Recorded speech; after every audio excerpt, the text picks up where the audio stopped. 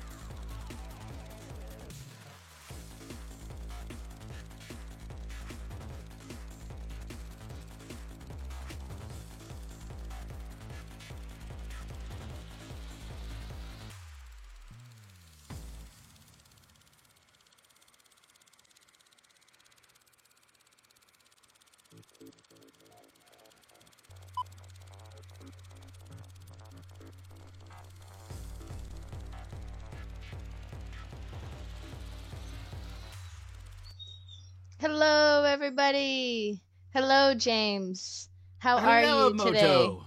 I am good. It's good to be here and back again for episode number 5 of the Big Picture Show. Yeah, look, you're always working with your pencil in your hand. I'm thinking. It's old school. He's got pencils. I'm All right. all old school. Thank I'm you old. everyone for joining us. I see you in the chat. APB, I will see you in a few days. Old school EMs, altered B seats. B seats. I thought it was altered beasts, but it's B seats. Hey everyone from Facebook and YouTube and Twitch, all joining us for a short film that I saw, I'm pretty sure like 3 years ago, because Steve Bowden posted it on his Fun with Bonus website that we all know and love, and I fell in love with it. It's really funny, it's dark, and it has something very special about pinball related to it. So I decided to create this entire TV show just so we could screen this short film and then build other episodes around it. So I'm really excited for this one in particular. Emoto's like, we've got to do Slam Tilt, James. We just have to do Slam Tilt. You got to get these guys. So we did, and it's here, and they're gonna let us play the video, and it's gonna be awesome. And then we get to meet the writer, directors, and the editor, Matt Mazzani, and Ian Salsky. Mazzani. And we get to meet them and hang out with them and ask them about their dark humor and how much they love pinball. So why don't we get into it and show our film, and then we'll come back on the other side and have a wonderful conversation. Okay, awesome. Hello, the Yeah Man, and Altered B Seats. It's Brett's Seats, but Altered Beast is his favorite game. It's a really great game. I like it. All right, I am going over to our content screen. We'll see you guys in a few.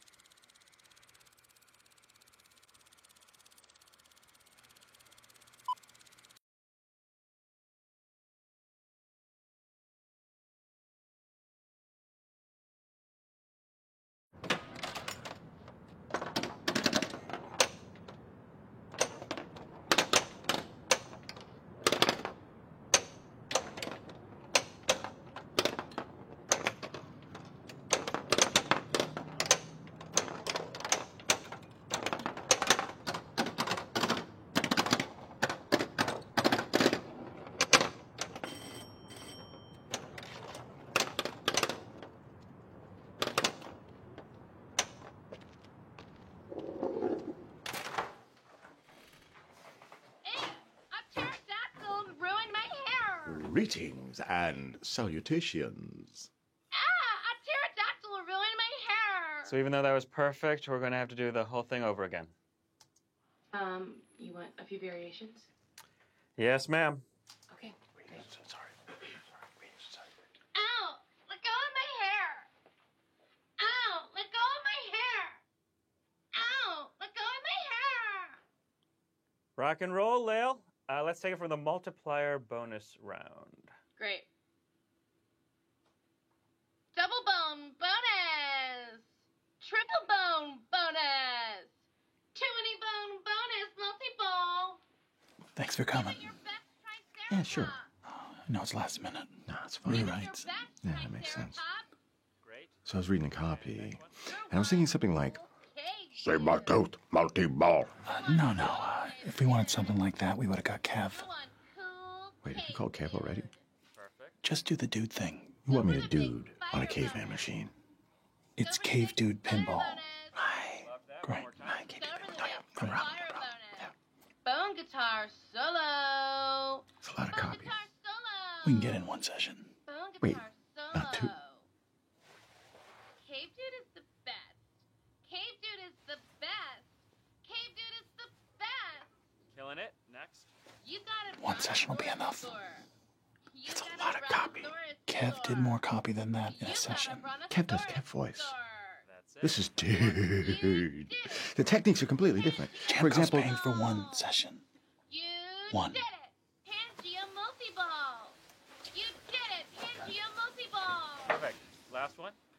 Pterodactyl jackpot.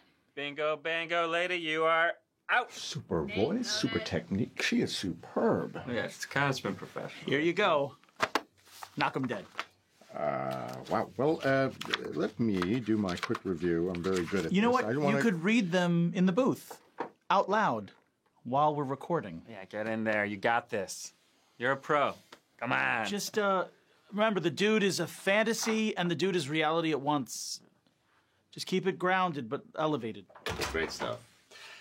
And by the way, Samurai Madness. Love your work on Samurai Madness. That is incredible stuff. That's some of the best work I've ever seen. You son of a bitch. Are you okay? Am I okay? Yes, I'm okay. Am I okay? Who are you been talking to? No, are you okay?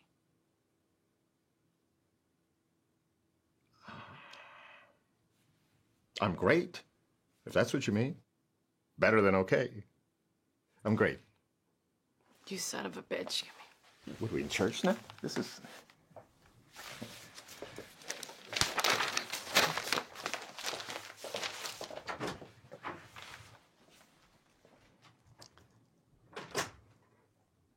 Alrighty, we're rolling. So whenever you're ready.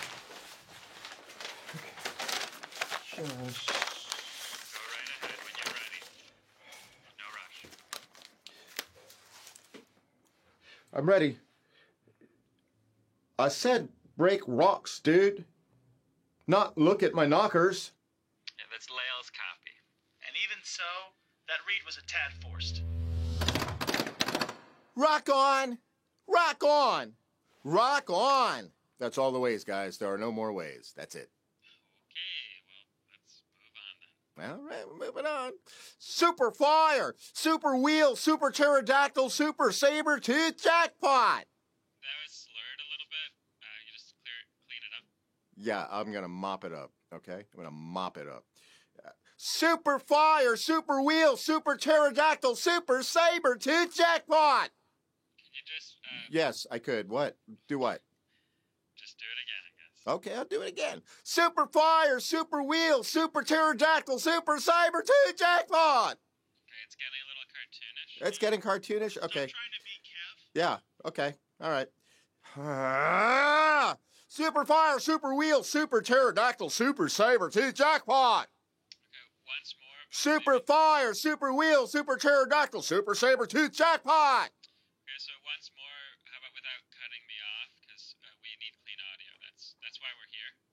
I didn't want to put you through the cutting off of you, but I had to, you know. Here we go. Oh! Super fire, super wheel, super jackpot! That didn't work. All right. Maybe just, You know what? Here, look. Let me peel it back just a second, guys. And I'm sorry. This is a hot box, and you guys are out there. Let me just rebalance it. Let's do it again. Take your time. Okay, here we go. By the way, can we split these? I'm not cutting out your jackpots. Let's just split them up. Here we go. Super fire, super fire, super fire. I am not splitting. They're already split, brother. Super wheel, super wheel, super wheel. I swear to God, Murray. I swear to God, I'm gonna super pterodactyl you, super pterodactyl you, super pterodactyl you. Go, super saber tooth, super saber tooth, super saber tooth, dude. What's going on? Why don't you just step outside, take 5? Sure. Why don't I just step outside and take 15.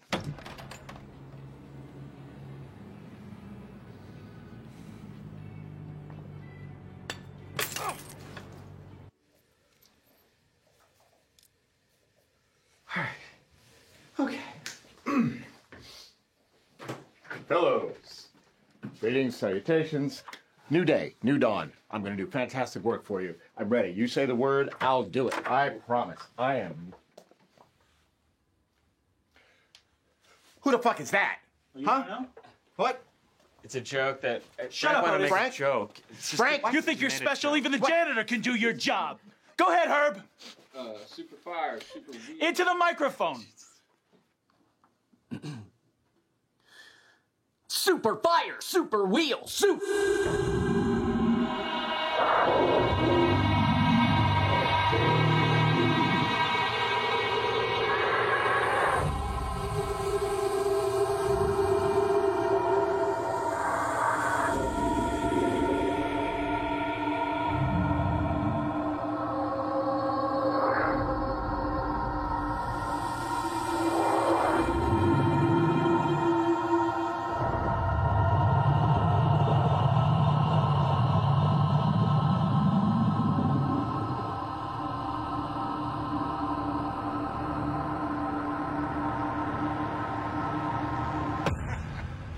Hey, look, man, I don't know what's going on with you and that guy. Come on.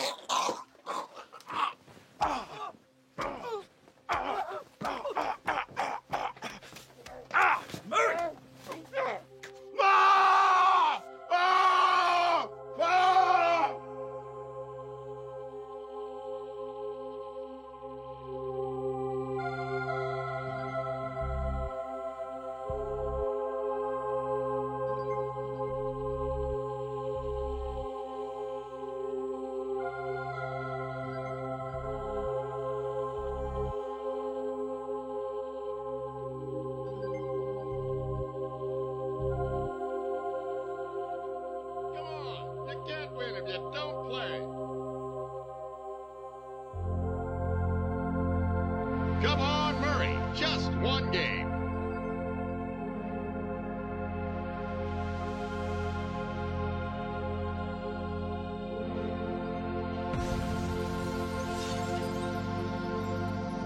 Do I see a big winner out there?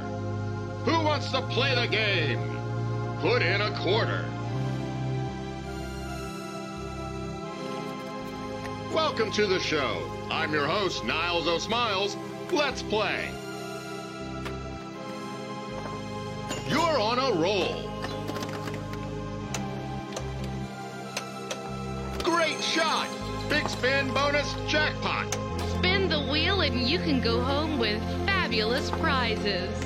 Wow. What a shot! Big spin bonus. Murray, are you okay? Oh no, you lose. Match the number to win another game. The wheel is spinning round and round. Who knows where it lands? Here it comes.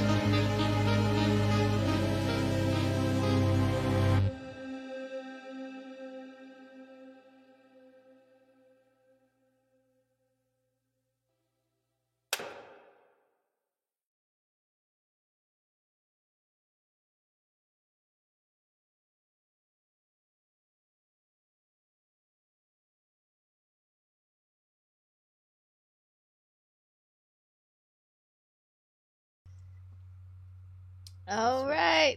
Wasn't that the most amazing short film ever? I'm so glad I got to play that for y'all. Thank you, Matt and Ian, for joining us. That was so much fun. Thanks for having us. Thanks for watching. Yeah, that was fun. See it again.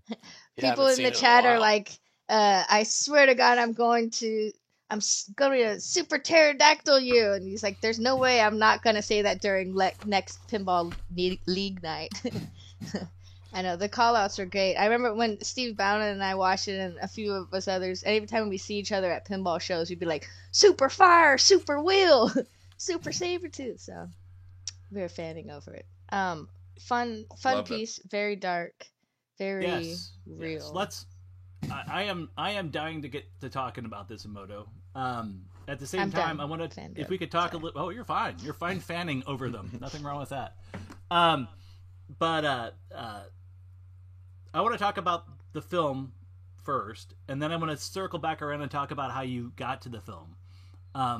One, just impressions, man. One, very funny, but two, excellent casting. I don't know, all the films that I've been screening you guys, you have some really good actors, and can you tell me a little bit about like how you came to the idea for this film? How do you bring on an actor? Your core people, how you bring them in, and tell us a little bit about the process of how you your pinball influence to get this film written.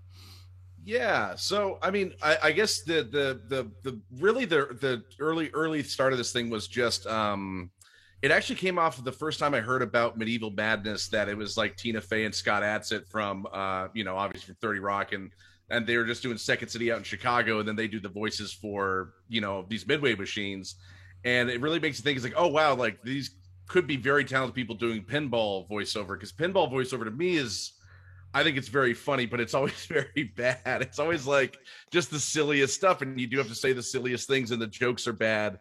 It's got this really like broad sense of humor in all these pinball machines. So then it became like, well, what's the world of getting that done like? And I will say this, in terms of setting up this film and having the actors, Demorge Brown ended up being our lead, and Demorge is brilliant. We worked with him once or twice before and some other things.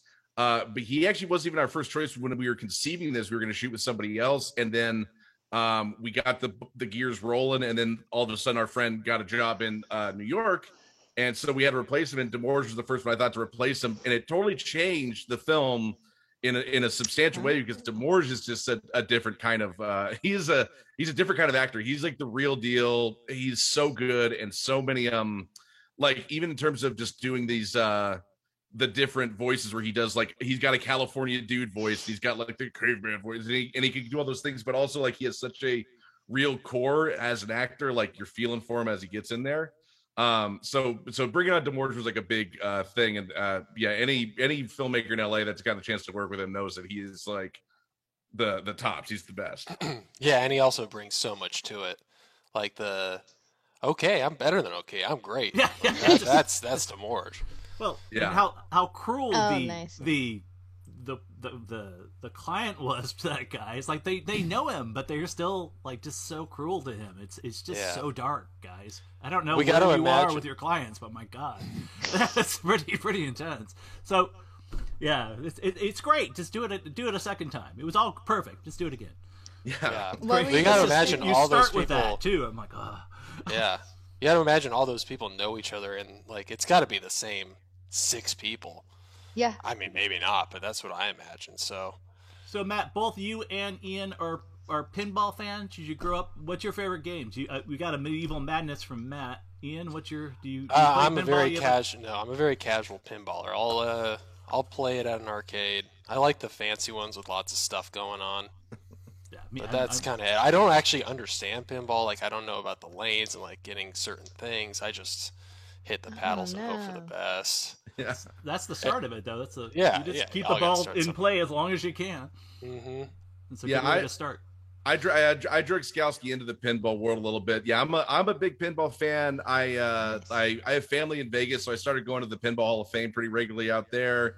I do love Medieval Madness. I think Medieval Madness is so great, but I also like boy, now I'm gonna get the name wrong, but the Monster Mash, all the Monster Bash. Yeah, where they're all playing instruments. I can't ever stop laughing whenever you get the Creature of the Black Lagoon bonus, and it says like, "Sorry, I'm rehearsing with Muck," and just like that's like the type of pinball humor that I love. And Dracula's playing guitar, like that's all that stuff I really dig on. But I still, and it is fun seeing that pinball is like popped up in a big bad way, and pretty much any town you go to, if you search, like if you go to Google Maps and put in pinball, you'll find one like real deal pinball bar and like one like fake just trying to catch on to the wave pinball bar. But you can play pinball in any big town right now. It's really awesome. Where do you play pinball in Los Angeles? Both of y'all are based in LA? Mm-hmm. I just assumed that, but okay. Yep. Well, unfortunately, my favorite place, Button Mash, which had a great rotating, not a lot of pinball machines, but they had a great rotating set of pinball machines, shut down during the pandemic.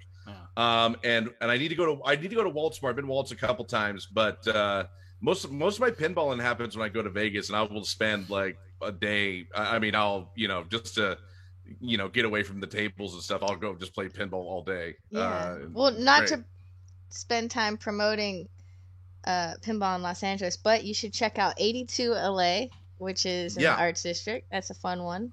They have Hard Body there right now on the route, and it's the best pinball machine of all time. And then there's also Ace Gogi up in Van Nuys, where it's all you can eat Korean barbecue, and then in the back they have all the best pinball machines, all the new ones that had just come out and stuff. So I just went to Skalski. We got to go to Ace Gogi. I meant to tell you about that. Yeah, it's a good and time. then start teaching him the rules, and then Ian, once you start learning the rules and like there's storylines in these pinball machines and stuff, you'll just get absorbed, and then you'll be one of us. So perfect. So let's take that pinball metaphor back around. Whatever, Carrie. I'm always after bringing the pinball metaphor back to our filmmaking. Yes. You guys are actually one of the first narratives that we've seen on this with show. A pinball theme with our show. We've been doing a lot of documentary work. We've been doing a lot of like streaming work. People building machines. But you are definitely one of the first kind of narrative structures people. Plus, probably the funniest of all of the. Not saying that any of our documentaries weren't funny, but none of them were. Willy's Wonderland was funny. Yeah, I guess that is true. That was pretty dark and pretty funny as well. So excellent. So let's actually kind of bring around. We from our conversation thus far, we found out that you guys are both in LA, and I learned from kind of doing some research on you guys that you both went to the LA School of Film. Is that where you guys met originally, or how did you guys end up meeting together and collaborating together? And give us kind of your origin story. Yeah, the LA Film School. That's where me and Matt were in the same class.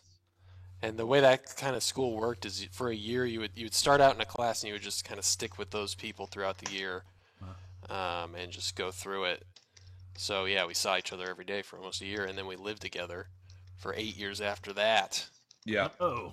And then, yeah, then it was always a good to work with Skalski because like Skalski's such a brilliant post guy and a visual guy, and I like to write. And I made a lot of my money like producing, kind of do the logistics stuff. So like I'll do the boring logistics, getting people set up, getting the call sheets out, getting the schedule ready, and usually I'll kind of write a concept, and then Skalski will be able to like get it all executed technically in that way. And so we were always a good like a two-man power, just power team, just get it all done, just get it. And that's when you're doing something like Slam Tilt, which we wanted to do on the cheap, you just had to do as much as we could by ourselves, and so I think when we took it to like festivals and stuff like that, we're up against these festivals things that were like had to be $30,000, $50,000, $80,000. Yeah, one had like airplane, like two airplanes flying next to each other with real airplanes on. Like, just like gosh, and our credits. Yeah, every single person who works on it's in that first 30 seconds like credit bid. Yeah, but we lucked out Vintage Arcade Superstar in Glendale. They let us go in and shoot like they let us borrow we rented the game show. The machine that we used. Yeah, the game show machine. And then they, when we returned it, we actually got to go open up the glass and shoot inside and do all that stuff, which was really fun to do. Beautiful shots. Yeah, some really nice shots. And I didn't know the machine, so that was a machine you kind of wrote around. Did you also have the location in mind when you wrote the thing? As far as did you do work in that audio studio before and think, or did you track down an audio studio? Did you do the Robert Rodriguez thing where you had the pieces and then wrote the idea around the pieces, or did you actually go out and find those things?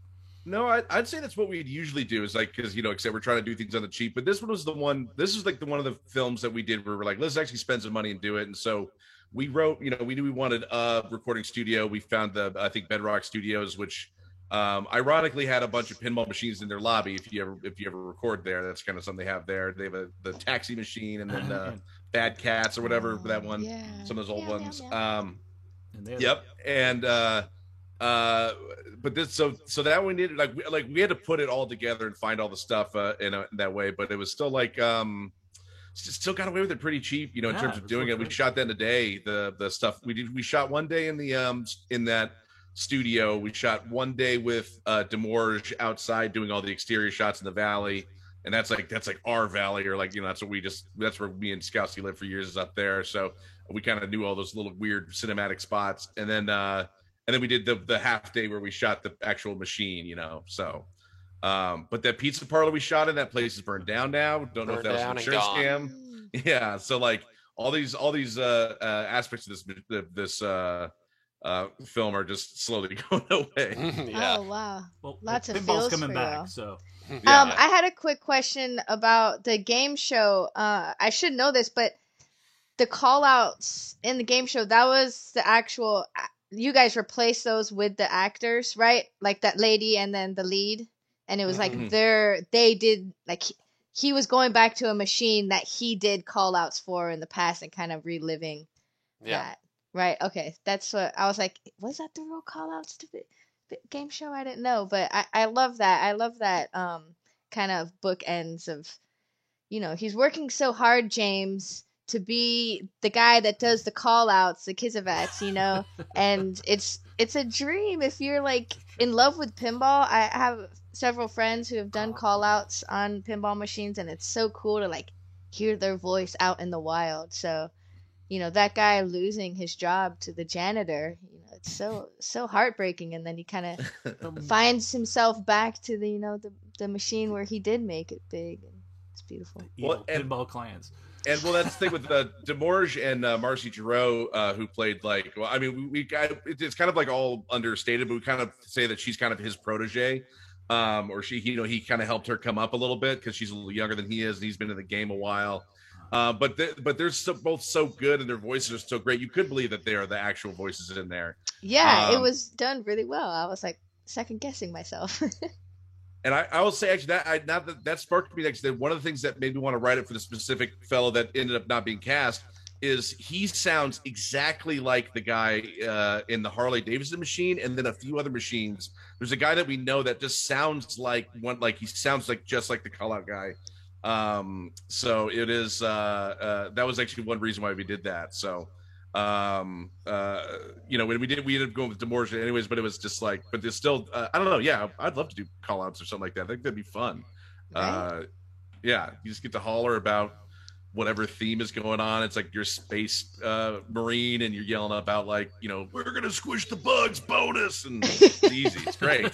What a great day at work. I think you should write call outs for people to put in their pinball machines. Replace them. Yeah. Take how do you write pinball? Where do you get that gig? I'm into it. There's a whole community of homebrew pinball designers. So they make their custom games. They think of their dream theme that hasn't been made, and from the ground up they use most pinball, visual pinball, and P3 systems that help them do the programming, and then they get art. I mean, they're building these pinball machines from the ground up. So that sounds like something me and Skowski would get into in our retirement days. Yeah, exactly. Just hit a couple of conventions and I just met another one of the homebrewers at Pinball Expo this past weekend. They had a feature-length indie film that they did, and then the director got really into pinball, so he decided to make a pinball machine based around his film.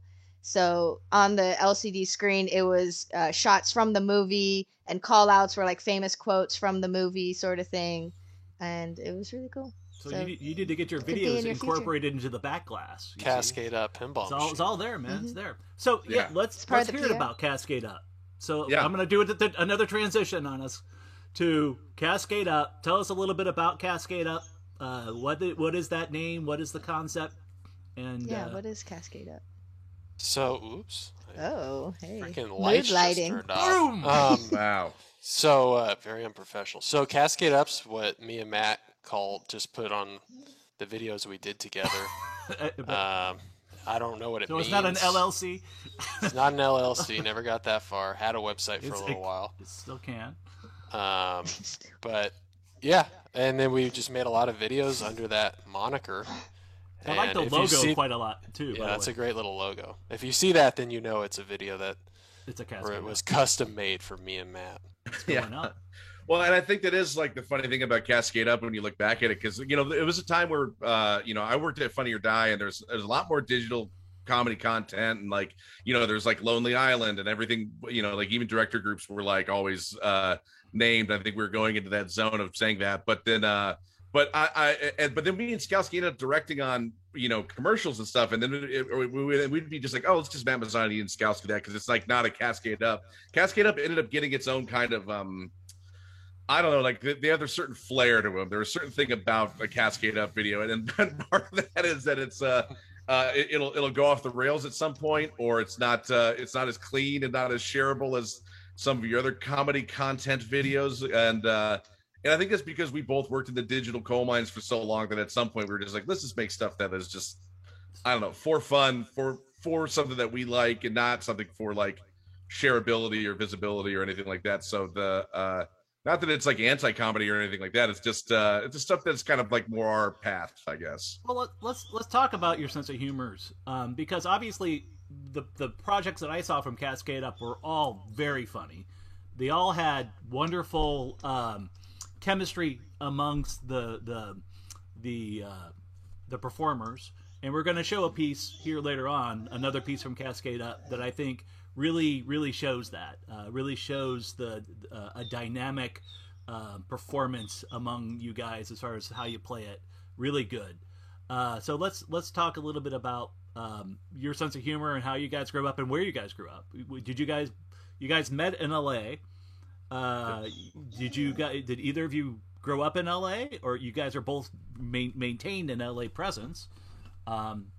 Yeah, so I'm from a little down south. I'm from San Diego area, and I moved up here, and then he's from way far away. I'm a little Montana. north. I'm from Anchorage, Alaska. No, that's too far south. That's the south for me.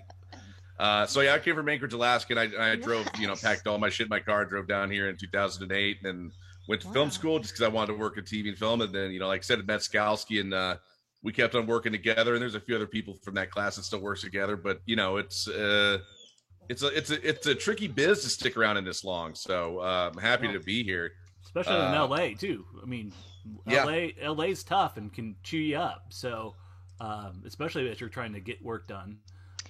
Is there a website it sounds like that you built has a community, which is nice. Is there a website that has all of your compilation of your Cascade Up? Not films? really. We have a YouTube that has like some of them. We also because we did it because since we worked at Funny or Die, like if we made a video, we could kind of could get it on the front page. Yeah, I was seeing So a it. lot of our Funny or stuff's Die on- is lots of. Yeah. Okay. So a lot of our stuff was on there, and we really didn't ever kind of put it anywhere else. But YouTube has some of the stuff. So you guys both worked at Funny or Die at the same time, or was that? Yeah, I tell worked us there a little bit about that. Yeah, so I worked there freelance for a long time, and then I worked as a staff editor for a while, and then Matt was there when I was there. And Matt was there. Yeah. I was there for about 6-7 years as kind of like on staff and working as a producer, and then sometime writer director, and then but one thing you can check out if you want to see a lot of our stuff, we have it if you look at Cascade Up Test Tube. That was I did a series called Test Tube where we did a bunch of sketch pilots with a bunch of different sketch teams around LA. And what do you know? Cascade Up was one of the pilots. But we shot like it's a little 17-minute kind of version of some of our older sketches at this point, and then some of our but kind of all laced together into one concept, and that's fun. But other than that, go to mattmazzani.com and I think ianskalski.com, and you'll catch some of the Cascade Up stuff here and there on those. So yeah, that's kind of the best way. Well, let's go deeper into the origin story, guys. Let's hear about your favorite films and what influenced you to become filmmakers, as well as where you guys found your sense of humor.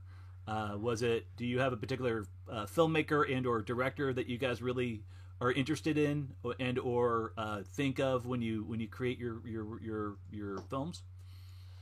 Yeah, like I think I mean, humor-wise, like a Coen Brothers movie is definitely, kind of a joke happens, but they're not going for a joke kind of thing. Go deeper in that. Go like your I think everybody's got a high school movie.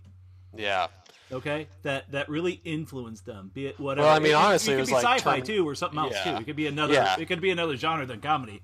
Just because you guys work together in great comedy doesn't mean that's that's what made you. Yeah, I don't know if there was a single movie. I just I like T2 a lot. I remember watching that all the time. There's but Pinball really, Machine. it's just Great and pinball machine. yeah, and a fun arcade game. But yeah, I would just watch a lot of movies, and I watched a lot of like behind the scenes on DVDs. Those were kind of like big when I was a teenager, so it just seemed like a fun thing to do. So that was kind of Yeah, I think for me too, it's like same thing. I mean, I love the Coen Brothers. Like Big Lebowski definitely went through that. That was my college movie. But like old Mel Brooks movies, Blazing Saddles and Young Frankenstein were my more childhood. I love those movies. So I did always like comedies. But then, like I said, when it comes to like when it's Skowski, like we love like something like Alien, and we love like T2. We love like kind of these like Ridley Scott and James Cameron and these big action movies we really kind of enjoy. And I think there's something about taking that kind of cinematic bigness and seriousness and then kind of like putting a joke in them. Like I think it's something that the Coen Brothers do really well. Everything's really understated, and we like to do that, especially in the world of like especially like when we were fighting around in digital comedy world. There's a lot of people like doing jokes at camera, and it's gotten even worse where it's just like now everything's a front facing camera comedy video. Right. We still kind of like to make things feel cinematic and big and produced. Yeah. Even though nobody's asking for it, that's what we still like. Now, Matt, can you drop? There is a wonderful parody that you did of Alien. Can you tell us a little bit about that and where people can find it if they Google it? Yeah, that one is actually, I think that one's on my website, so mattmazzani.com. But it's, we never had to title it because we made this, we somehow tricked a phone company into giving us money for this sketch. But we did a sketch for Samsung Milk when they tried to have their own video player. And so sometimes it's called Alien Chestburster Embarrassment, sometimes called Alien Chestburster Fart. But it's essentially like a guy who is, it's the scene from Alien where the alien pops out of the chest, except the guy who pops out of his chest, he's very worried because the alien made a gross sound when he left, and he just wanted to make sure people knew that he didn't fart. It was just the alien. It wasn't a fart, and there was farting noises, but it's probably like suction from the. And that's one of those things too. It's like we spent a ton of money. We spent money to do this thing. We had the blood and the gag. We got all these great actors in there to do these things. Built a set, all for the joke. I mean, one, it's a fart joke, but two, it was a joke. Like I love scenes where people are dying on camera and they talk like I'm gonna just tell, like doing that kind of like their last words. And I just wanted to do a scene where I got to like talk like a dying guy on camera. So, like we'll make stuff as thin as that, just as thin as like we want to do something like that. And I wanted to shoot with an anamorphic adapter and try to do overlapping dialogue was just something I wanted to try out. So that one starts off with like a minute of just dialogue. And it looked like a Ridley Scott film. You did like two shots. You did the overlapping of shots. It looks great. So yeah, a lot of them are just like exercises. It's really funny process. Yeah, but that's how you grow as filmmakers and make stuff too. Yeah. So James, I do have some really good question topics from the chat. Yeah, let's bring it in. I read some of them out. Can we also say, I don't know if we covered it in the beginning, and I don't think we did. Whoever gets the best chat question into these guys wins some swag from we'll send Marco. You some Marco swag. Yay! So give us good, thoughtful. So when you guys ideas. Hear these questions, think about which one compelled you the most. Compelled. So I'm judging y'all hard. I know. Yeah, these better be good. This question puts Ian on the spot. Uh-oh. So Ian's, you say you aren't a fan of pinball yet. Oh no, I'm not anti-pinball. Okay. I'm just not a massive fan. Exterminate. Has this short film experience taught you anything you didn't know about pinball, and if so, what?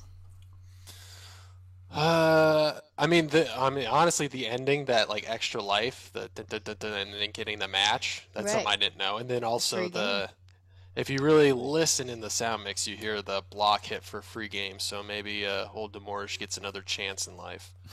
But But that's something I learned, and then like kind of how it all works when you get to open it up and zoom in and look around. Yeah, you learned how to film it really well. Yeah. It's pretty. Did you guys get to lift up the playfield and see like all the wiring and stuff? It's pretty wild. And you took off the glass to film it too, which is a good pro move. And seeing the underside of it's crazy. It's wild. Just how to maintain one of those machines must be such a pain. Well, you can We have watch a TV Moto's show about that. podcast. Yeah, a TV show about that every week. Repair Pintech Live. Okay, so another question we had is this. I like this one too.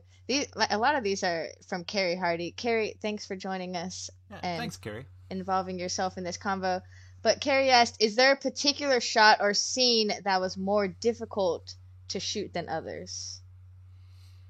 I'm trying to think. Actually, one thing I was watching at Skalski, and I was wondering, what about the alternate? We have one long take with Demorge, and where he's doing his super pterodactyl, super fire, super wheel, and we wanted to be one unbroken shot with Demorge because he's just like, when you have a guy with a face and a voice like that, you can carry the screen. Let him carry the screen. Let him do it. And I actually was saying to myself, I wonder what that alternate take was like. I wonder. I know we had like.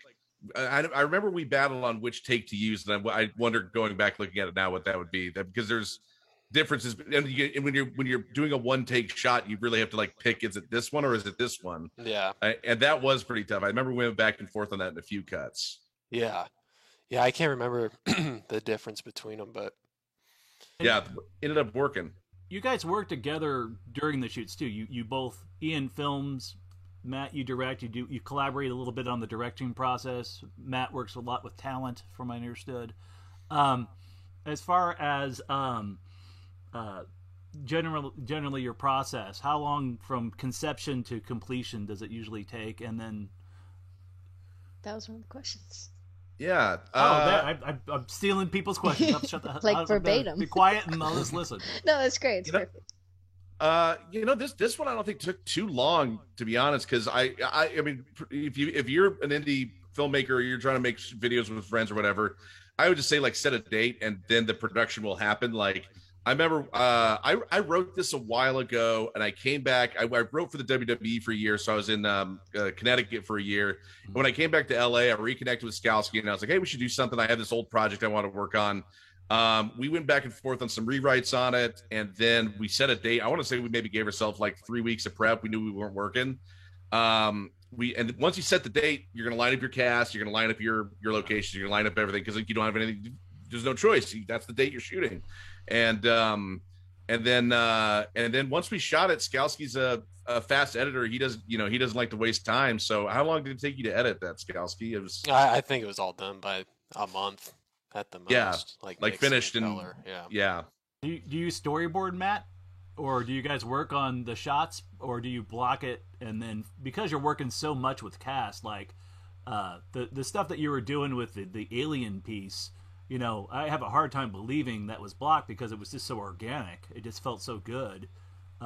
So I don't know. You tell me, man. Yeah, I mean, we do shot lists more than storyboards, probably. Mm-hmm. Yeah, we might have bordered a little bit out of Slam Tilt, but also like I think it also, we're willing to throw out boards once you get on the set and we block it out. Like I think boards are a great way to process through your story, but at some point you got to just work with what's on set. But also, like I said, me and Skalski have done stuff where we, I've said this about doing sketch comedy or doing comedy when you're a young filmmaker. One nice thing about it is musicians get to play in cover bands. You get to play like, oh, we're gonna play Cure songs because we like the Cure, and then all of a sudden you're creating your own sound after that. And with a comedy, you get to try to like that's what you do. You try on different parodies, you do different scenes, you do different things. And so like sometimes we'll do a short and we'll just say like, okay, let's on this short, let's not we did a thing about these Netflix. It was just somebody's comedy short they did. We want to shoot it for them. And we said, let's do this with as few cuts as possible. Let's just do it and we did it with 5 cuts and all with just character blocking, changing the shots, or let's do this one, let's heavily storyboard it. Let's do this one, let's lightly storyboard it, or let's, like, I don't know. I think me and Skalski always like to try change up our process when we can. Yeah. And then when there's a video, it's just like, well, let's make this look like a Tony Scott movie. Yeah. Or let's make this one look like it was shot by whoever. Yeah. So that just kind of gives you a framework to work in. Yeah. Nice. Okay. That's awesome. So Yeah, I have another question from the chat. This is from Altered B Seats saying, if you're not really that big of a pinball fan, what made you want to do this film for a pinball machine instead of something like a console or arcade game? Taking so much heat, Scouts. Yeah, I know. Jeez, I should have loved No, it could be for both of you. Yeah, for both of you, right? Well, why Mazzani's a pinball? real deal. Why? Yeah. Okay. Why pinball? Because it's just, it's unique. I mean, it's a fun thing. It's always fun to kind of dive into a subculture. So I think that's kind of it. And then, I would say just because it was a fun idea. And the reason I wanted to do it is because ultimately it's about being an artist and doing what you actually like rather than what people want. So, I can connect to it on that level. Yeah. Right. Yeah, and then with like I said, pinball. The two things about it is, one is it is a subculture with interesting people, kind of like the people that are into pinball are into it, and that makes them fun to kind of watch and learn about. But the other thing about it is, with like I said, the style of pinball humor is so funny to me. Like there's like the other pinball machine that I always laugh when I see the Pinball Hall of Fame is like Big Juicy Melons, and it's just like a babe with large she's well endowed. And Whoa Nelly, it's on the truck. Big Juicy Melons is on the truck. Mm-hmm. Yeah, but Whoa Nelly, and it's just like that. It's like somebody made this whole machine with electronic wiring, and then the funniest thing they could do is like, what if a woman was well endowed, and that's the whole theme of the pinball machine. It's insane. And so like to me, it's like, but still somebody had to like wire that machine, get all the art together. They had probably a spreadsheet. They had like invoices. Somebody had to like produce that machine. A lot of work went into it. Yeah, and a big team. A lot of the new pinball machines too, the way they're made is very in sync to movie production. I feel like, you have your designer who's basically your director, and then you have all the separate teams that kind of come together to make a project. So like the new Godzilla pinball machine, or like this Jurassic Park one behind me, probably including manufacturing, had well over like 300 hands touching it, sort of thing. Yeah. And at the same time too, keeping a good story through an entire machine is everything. You could really, filmmaking and game design, really do go hand in hand, world building in any sort of way. So there's a lot of crossover, and popular culture. We see a lot of popular culture, and popular culture's embraced every, and everybody loves, Big Melons, I guess, over the many years of stuff. So that game actually got a lot of heat in the current pinball community. As it should. But hopefully things are changing too as we go into a PC world. But. Yeah, we're the parody of because also we couldn't do it because of the studio, but we wanted it to be like 1992. Yeah, We you wanted it to can feel a little bit older. definitely. Yeah, we kind of couldn't do that because of the computer, but other than that, we tried to kind of keep it as not modern as possible. Who was the female actress in the booth? She was really quite good. Was she part of your comedy ensemble, or she had such a great voice? Yeah, obviously. she was awesome. Yeah, that's Marcy Giroux, and she's I just know her through Upright Citizens Brigade out here in LA, and that's one thing about working at Funny or Die and being in the comedy community is there's just a lot of really great people to choose from, and so many times also on our projects we just go like, God, who have I not worked with that I want to work with? Like I just want to work with this person, just try it out and see what they're doing. And Marcy was great and brought so much like that she had like the same line but had to kind of re-deliver it in different ways, and then but also like same with Demorge having to do the pinball job of it all very well at the same time. She was great to have and just added so much like backbone to the whole thing, like making it feel real. And like so Demorge, who is on his character Murray is like on the surface trying to keep it all together, and she's like the one that goes like right through his crap, which I think is really great. The "Are you okay?" line and scene when he first walks in and she's like, "Are you okay?" Like that moment is just so jarring. Like there's this backstory that you don't know about, but it's okay that you don't know about it, sort of thing. And yeah, you want to give people history, and I think there is just like, and like I think that is just that the hope is also you feel like you're dropped into the world of this pinball right thing. Yeah, it definitely It definitely felt like that. And then I liked how it circled back too, and he started hearing that as a call out in the game. Yeah. As well. That was really cool. So why don't we? Do we have any other questions? Yeah. In our group, because we should probably see some more work. Oh yeah. Arcade Hollywood. Hello. Thanks for joining us. I hope you didn't miss the screenings, y'all. If you did, watch this stream again. It plays at the beginning. Or you can watch Slam Tilt on Vimeo. Do y'all have any future plans to do other pinball related content? They stole my question this time. Hey. I know. We want to know. We want you guys to make more crazy dark pinball stuff for us. We've knocked around a few ideas, such as some larger pinball ideas. Go shoot at the Hall of Fame. Horror film. Yeah. Oh man. Well, it actually is not too far off. I mean, I won't get into too much, but essentially, just think of it as like a film noir meets a pinball repairman in over his head. Yeah, that's about all we can say about that. And if it ever comes out, gosh, it'd be fun, but we'll see. We juggle a lot of other work, but we'll see. Yeah. Now, are you guys? Most of the work I've seen is short. Have you guys attempted to do something grander as far as running time goes? What is your desire, and where do you plan on going next? I mean, I know. Yes. Oh, go ahead, Scalzi. I think the longest thing that we've ever done together was like 30 minutes. And then as far as doing something else, yeah, it's just a matter of time, I'd say. And funds. Yeah, time and funds. And jobs, lining up at the same time and all that stuff. It's harder now. It used to be pretty easy. When we both worked at Funny or Die, it was really easy because we could say we were working. Yeah, you just go sneak out some equipment and just go and shoot it on the weekend, and then it's all done.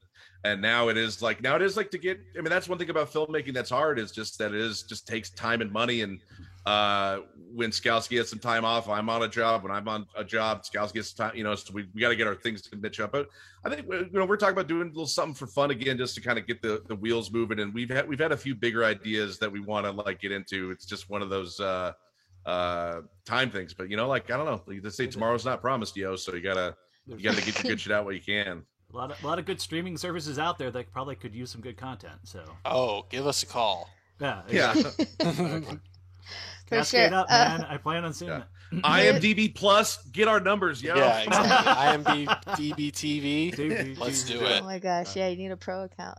I have a few more questions, James, and then we can pick a winner. From Jim Graham, one of my favorite Twitch followers, said, would you consider using the call-outs from the pinball machine Skate or Die to incorporate into, I guess, a new Funny or Die film? I guess he's kind of giving you content ideas. Yeah, that's a good idea, yeah. Oh, man, no, I would explore this world again. I would explore like the pinball writers and the whole world of the pinball people, because I've seen a few documentaries on it. It's very eccentric, very cool. So it is a world I'm not afraid of exploring again for sure. And from Dent asked, basically, what would both of you, your dream theme pinball machine be? So it could be anything. Usually dream themes people say like from their favorite band or like a movie you really like. So something that you really love that you would love to see turned into a pinball. So I'll say this. My first answer is going to be a joke answer, which was The Master by Paul Thomas Anderson. But but honest to God, I honest to God think a There Will Be Blood pinball machine would be a monster hit. I just think that would be an honest to gosh monster hit. Like, you stole my milkshake, like got the big oil the thing that sets on fire. Poor grandma. I think honestly There Will Be Blood, you get the big jackpot, and then Paul Dano's little figure falls over and it's like, I'm finished. And man, there's so much there. There's so many big set piece moments, and that's what I would like to see. Nice. Is there a No Brother Where Art Thou pinball machine? Because that'd be a good one. Music. No, I don't think so. That would be a really good one. Had some good music in that one for sure. Yeah.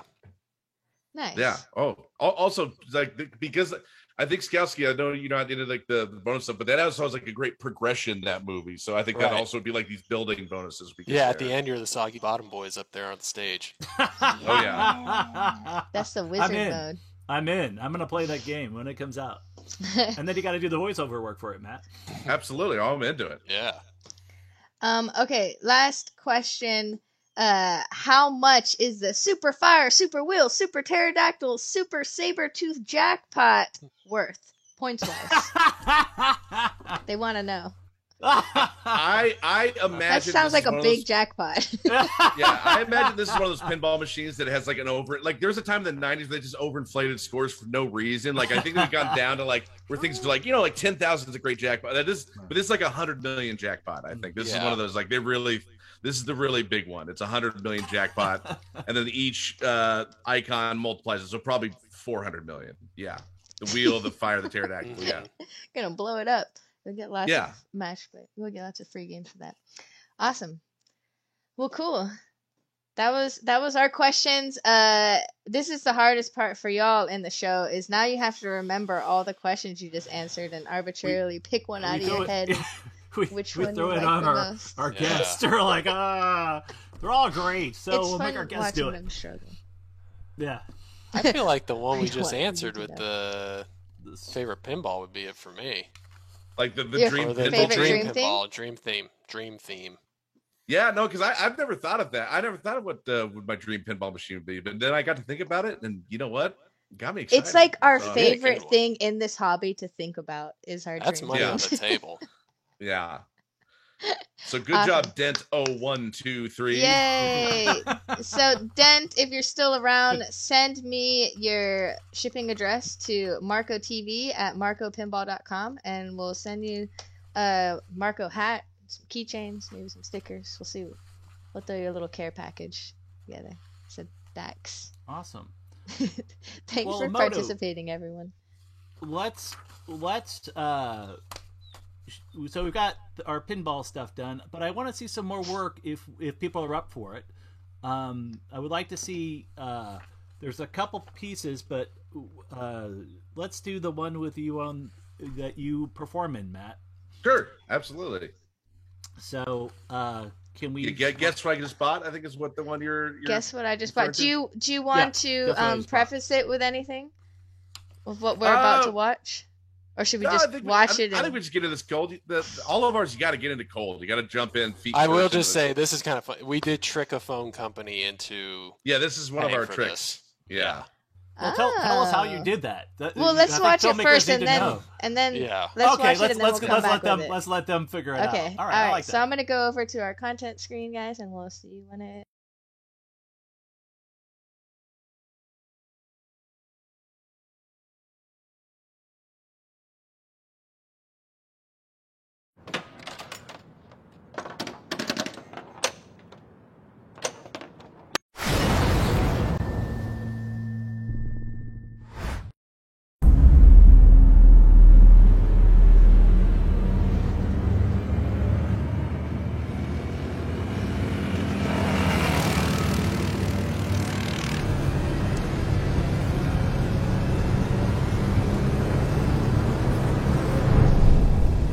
Oh my God, guys, before all that crazy shit happened, I bought the most amazing thing back in town. What, a necklace for your wrist? No, that's a bracelet. How about a real-life kangaroo jack? No, that's crazy. How about a 6-step ladder that acts like an escalator? No, I don't even know what that would look like. How about a straight-up moon baby? A moon baby? No.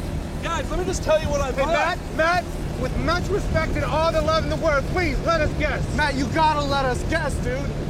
All right, I'll let you guys guess. 34 guesses, no more, no less. Okay. How about a Lost Hemingway novel? No. Reverse shoes? No. How about the Heart of the Ocean diamond that was a prop in the movie Titanic? No. Dignity?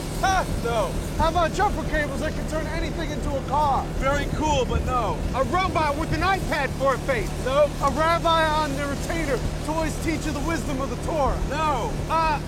How about Woolly Mammoth Sloppy Joes? No. Weekend at Bernie's on Blu-ray? No. The actual, real Heart of the Ocean diamond that inspired the MacGuffin in the film Titanic? The real one? Yeah. No. How about Jay-Z's Illuminati black card that gets you 2 for 1 at any Baskin Robbins. Any of them. No. An umbrella? No. How about a membership to a clean, dope-ass gym that's not too energetic and not too popular? No. Our friendship. Psych! We're the best of friends. Can't nobody put a price on that. Friends! No, keep guessing, guys. Okay, how about a koala mercenary army? No. A high-strung marmot? No. 8 pizzas? No. An old jester costume? No. The Liberty Bell? No. A limited mutual insurance policy? No. Women's suffrage? No. Suffragette City Original Master? No. Master Splinter? No. Splinter Cell on Xbox? 3 pizzas? Yo, shut up, though. What? You're right. Splinter Cell on Xbox. Aye.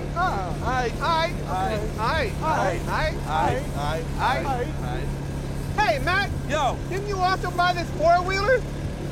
I didn't buy a 4-wheeler.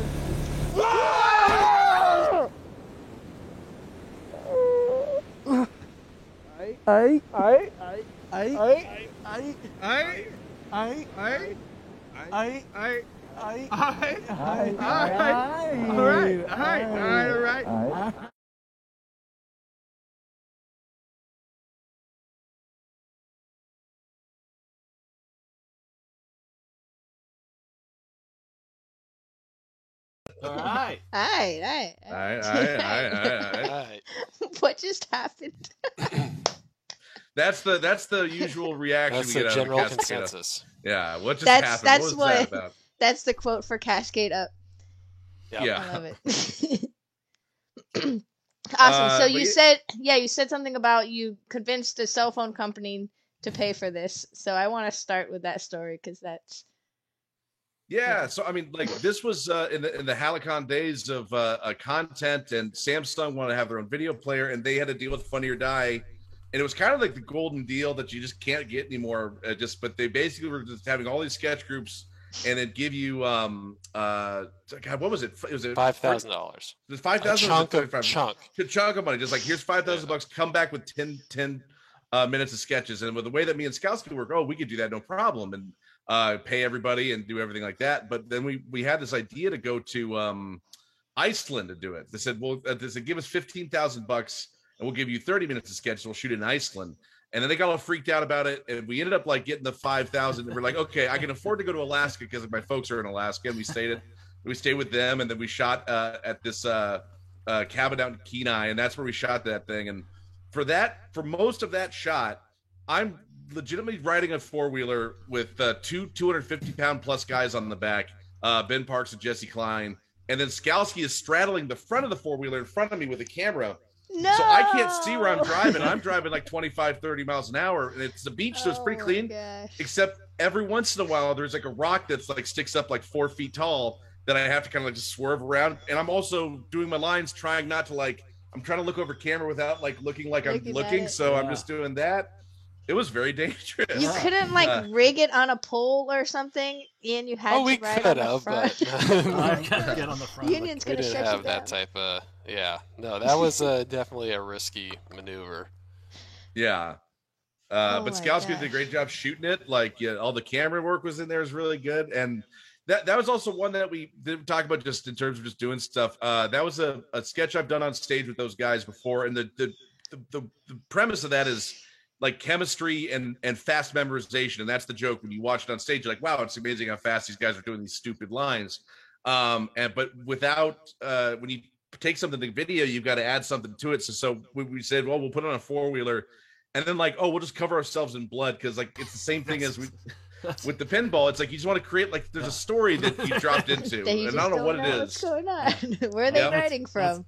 Yeah, How many takes did it take you? Because it's all one shot, right?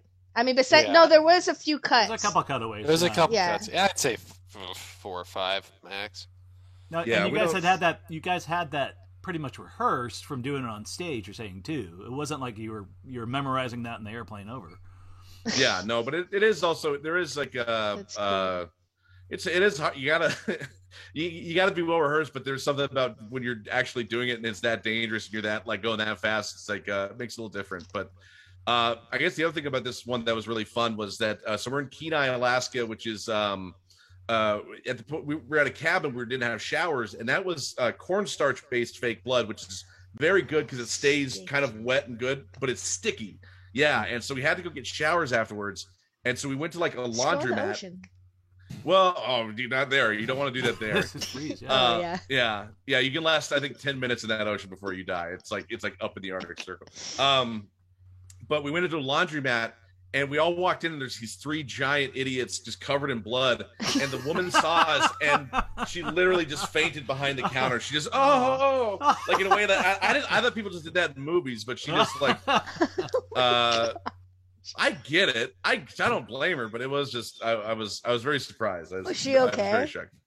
She was fine. She laughed about it afterwards, but she's like, I thought I was gonna get killed by you guys. I'm like, no. My lord, no. She's reaching for the shotgun under the counter. Yeah, that's true. That's there, yeah. Well, that was amazing.